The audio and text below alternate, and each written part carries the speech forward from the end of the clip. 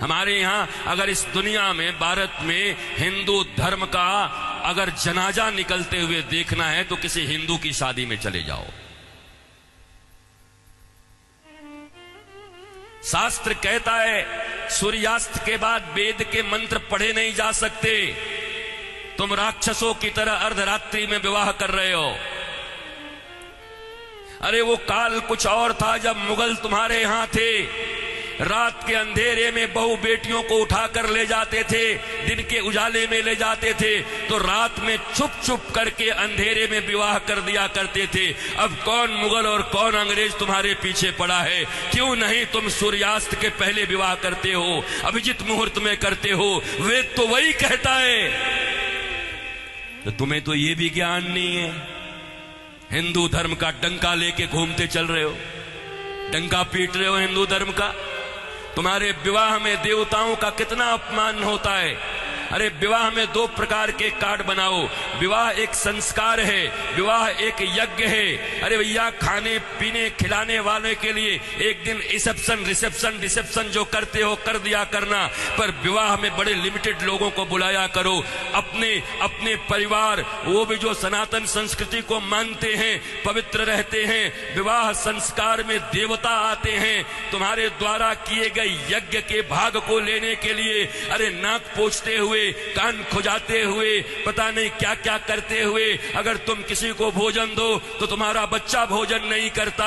ऐसे ऐसे आंख करके बच्चे को दो। शी मम्मी, कितनी गंदी हो तुम। और देवता आते हैं तुम्हारे बेटे और बेटियों के विवाह में। वो एक यज्ञ होता है। कोई शराब पी के खड़ा होता है, कोई गांजा पी के खड़ा होता है, कोई गुटके खाए रहता है, चमड़े के बेल्ट पहने रहते हैं, जूते पहने रहते हैं। 3 घंटे तक दूल्हा उपवास नहीं रह सकता। कोई फूफा बन के पेप्सी ढकेल देता है, कोई जीजा बन के कोक ढकेल देता है। अरे आज 3 घंटे जो अपने सिया को, अपनी जानकी को पाने के लिए उपवास तक नहीं कर सकता, वो क्या पालेगा अपनी पत्नी को, धर्म पत्नी को?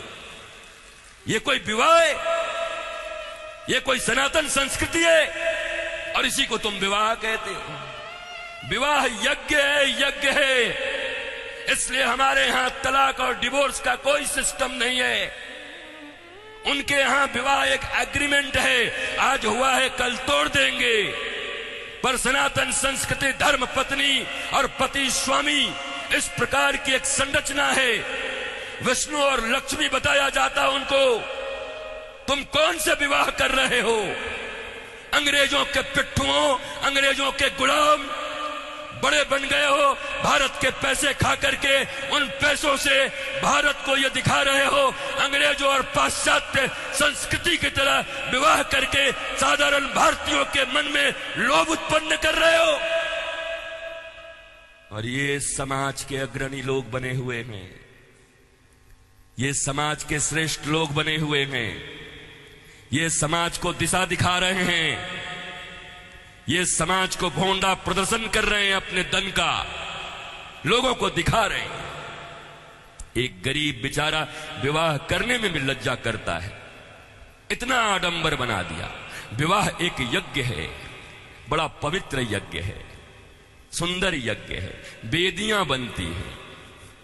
हमारे यहां दूल्हे दुल्हन, उनके वस्त्र कैसे होते थे देखो। आज के 50 साल पहले ही देखो ना, 50 साल पहले के फिल्म देख लो बॉलीवुड में, तो समझ जाओगे कैसे वस्त्र पहन करके विवाह करता हमारे यहां पर। क्योंकि बॉलीवुड भी या सिनेमा भी समाज का दर्पण होता है। और अब बदले हुए बॉलीवुड को देख लो कि अब कैसे विवाह करते हो।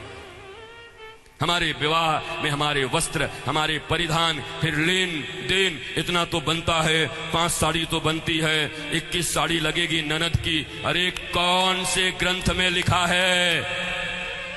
कोई माई का लाल भारतवर्ष में किसी शास्त्र में मुझे दिखाए, कहां लिखा है ये लेन देन? तुम्हारी बुढ़िया पुराण में होगा। लोभियों के बनाए गए कानून, लोभियों के बनाए गए नियम, अरे जरा सोचो, एक बच्ची, एक बेटी अपना नाम, अपना गोत्र छोड़कर आती, अपना टाइटल छोड़कर के आती, अपने घर परिवार, माता पिता, भाई बहन, सखी सहेली छोड़कर आती और तुम्हारे वंश को बढ़ाने के लिए तुम्हारे घर में आती है। उसको भी टीवी, फ्रिज और कार के लिए मिट्टी, तेल और पेट्रोल से जला देते हो। तुम्हें शर्म नहीं आती? भारतवर्ष में जन्म लेकर बैठे हो। तुम्हारी बाजुओं और भुजाओं में अगर शक्ति है तो अपने पैसे से कार खरीद लो, अपने पैसे से फ्रिज खरीद लो, क्योंकि छोटी छोटी बच्चियों के पिता तो बचपन से उसके लिए खिलौना खरीदते रहते हैं। जब छोटी रहती है 5 रुपए का, थोड़ी बड़ी हो जाती है थोड़ा और बड़ा, थोड़ी बड़ी हो गई साइकिल खरीद लिया, थोड़ी बड़ी हो गई स्कूटी खरीद दिया, और बड़ी हो गई अच्छे घर के हैं कार खरीद दिया 5 लाख का, और एक दिन फिर जा करके 5 करोड़ में एक गुड्डा खरीद के ला के दे दिया। तो खरीदे हुए सामान की जो इज्जत होती है वही दूल्हे की भी इज्जत होती है। दूल्हा बिकता है, बोलो खरीदोगे?